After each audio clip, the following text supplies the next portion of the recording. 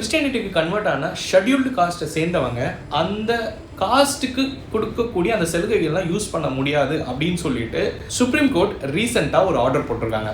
இந்த கேஸ் என்ன அப்படின்னா, ஆந்திராவை சேர்ந்த ஒரு கிறிஸ்டியன் பாதிரியார், அவருக்கு இந்த காஸ்ட் பேஸ்ட் பிரச்சனைகள்லாம் நடக்குது.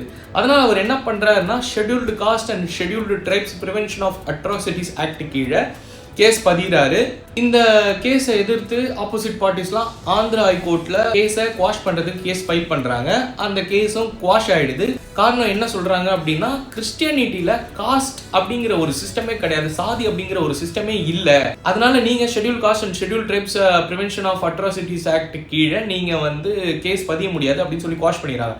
இதை எடுத்து இந்த பாதிரியார் என்ன பண்ணுறாருன்னா, சுப்ரீம் கோர்ட் போகிறாரு. சுப்ரீம் கோர்ட்டை என்ன சொல்லுது அப்படின்னா, நீங்கள் ஹிந்து, புத்திஸ்ட், சீக் மதத்திலிருந்து வேறு மதத்துக்கு, அதாவது கிறிஸ்டியானிட்டி ஆர் இஸ்லாமிக்கு மாறினீங்க அப்படின்னா நீங்கள் இந்த ஷெட்யூல்டு காஸ்ட்டுக்கான அந்த சலுகைகள்லாம் யூஸ் பண்ண முடியாது, யூஸ் பண்ணக்கூடாது அப்படின்னு சொல்கிறாங்க.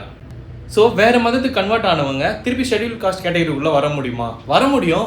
ஆனால் அதுக்கு சில கண்டிஷன்ஸ்லாம் சொல்கிறாங்க. என்னென்னா, அவங்க எந்த மதத்துக்கு கன்வெர்ட் ஆனாங்களோ அந்த மதத்துலேருந்து ஃபுல்லாக வெளியே வந்துட்டாங்க அப்படின்றத ப்ரூவ் பண்ணுமா.